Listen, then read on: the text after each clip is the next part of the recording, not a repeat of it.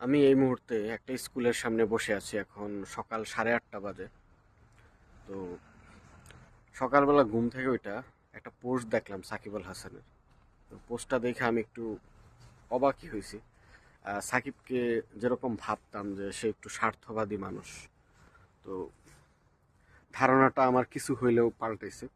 সে আওয়ামী লীগ করতো, দল করতো, এবং আওয়ামী লীগের দূর সময়ে সে পাশে দাঁড়াইছে। এটা একটা পজিটিভ ব্যাপার বলে আমি মনে করি। দেখেন, সাকিবুল হাসান কিন্তু এক হিসাবে এটা অনেকে ছোট করে দেখতে পারেন যে সামান্য একটা জন্মদিনের শুভেচ্ছা জানাইছে, এটা বড় কি এমন।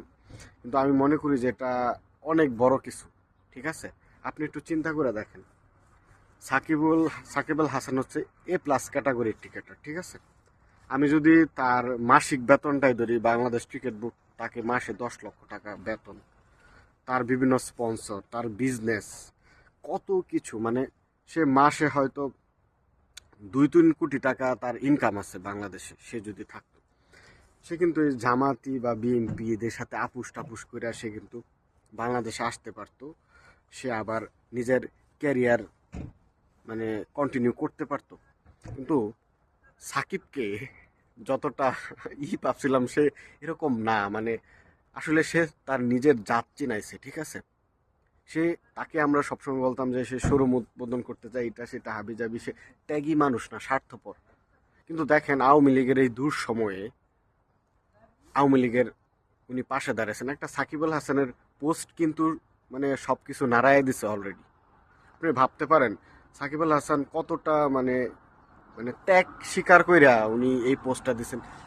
উনি কিন্তু বিসিবির সাথে ওই বদমাইশ টোকাইদের সাথে মানে সমন্বয়কদের সাথে সমঝোতা কইরা উনি কিন্তু আসতে পারতো। ঠিক আছে, উনি যদি সরি বলতো, মাপ চাইতো, এরকম অনেক কিছু করতে পারতো, কিন্তু সে সেটা করে নাই। সে অনেক কিছু ত্যাগ করছে। এখন এটা সত্য যে আওয়ামী লীগ ক্ষমতা না আসা পর্যন্ত সাকিব আল হাসান বাংলাদেশ ক্রিকেট দলে খেলতে পারবে না। মোটামুটি সাকিবের ক্যারিয়ার শেষ। সে যদি আপোষ করতো, বাংলাদেশ টিমে সে খেলতে পারতো, সে অর্থনৈতিকভাবে অনেক মানে করতে পারতো, অনেক টাকা ইনকাম করতে পারতো। তো এটা তো জাস্ট আমি টাকার হিসাবটা দিলাম। তার যে খ্যাতি, তার যে ক্যারিয়ার আরো বিল্ড আপ হইতো, আরো রিচ হইতো তার ক্যারিয়ার, মানে সব কিছু সাইড করে রেখে সে আওয়ামী লীগের জন্য মানে আমি বলবো যে এটা একটা তার বড় ত্যাগ। সে কিন্তু এমপি হয়ে খুব বেশি দিন এমপিগিরি করতেও পারে না, মনে হয় 6 মাস মনে হয় করছে, এরকম হইতে পারে, আমি জানি না, 6 মাস বা 1 বছর হয়তো বা করছে।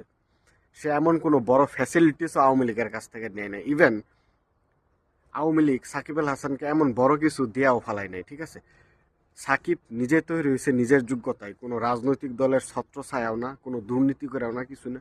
নিজের যোগ্যতায় সে সব কিছু অর্জন করছে। তার যে খ্যাতি, যশ, অর্থ যা কিছু আছে, সব কিছুই তার পরিশ্রমের ফসল। ঠিক আছে, আমার মনে হয় না সাকিবের জায়গায় যদি অন্য কোনো ব্যক্তি থাকতো, তার নিজের দলের জন্য এতটা ত্যাগ করতে। এটা একটা খুবই পজিটিভ ব্যাপার আমি মনে করি। আওয়ামী লীগের কয়টা নেতাকর্মী আপনি দেখাইতে পারবেন নিঃস্বার্থভাবে এতটা দলের জন্য ত্যাগ করছে? সাকিবের কি 2 পয়সা নেওয়ার দরকার ছিল আওয়ামী লীগ থেকে, বা নিচে? তার তো প্রয়োজনই নাই। আপনি চিন্তা করে দেখেন, আওয়ামী লীগের অসংখ্য নেতাকর্মী তারা হাজার হাজার কোটি টাকার মালিক হয়ে গেছে দুর্নীতি করে। তারা কতটা মানে অর্থনৈতিকভাবে ত্যাগ স্বীকার করতে পারছে। তার সাকিবের সিদ্ধান্তটা অনেক বড়। আপনি একটু একটু রিয়েলাইজ করে দেখেন গভীরভাবে, সে কত কিছু স্যাক্রিফাইস করছে। মানে অর্থনৈতিক যে ব্যাপারটা, এটা তো অনেক বড় ব্যাপার। ঠিক আছে, সে বাংলাদেশে থাকলে মিনিমাম মিনিমাম সে তার মাসিক ইনকাম আছে 1 কোটি টাকা, সবকিছু মিলে। কত স্পন্সর, কত অ্যাডভার্টাইজমেন্ট, কত কিছু, ব্যবসা বাণিজ্য, সে সব কিছু স্যাক্রিফাইস করে ফেলেছে। অবশ্য সে কিন্তু আওয়ামী লীগের কাছ থেকে তেমন কিছুই নেয় নাই। সো এটা আমি মনে করবো যে আওয়ামী লীগের যারা নেতা কর্মী আছেন তাদের জন্য একটা শিক্ষা, মানে এটা একটা মানে শেখার ব্যাপার। ঠিক আছে, যে দলের জন্য মানুষ কতটা ত্যাগ করতে পারে, এবং দূর সময়ে সাকিব হচ্ছে দূর সময়ে দলের পাশে দাঁড়াইছে। সাকিবের একটা স্ট্যাটাস সবকিছু নাড়াই দিছে। ঠিক আছে।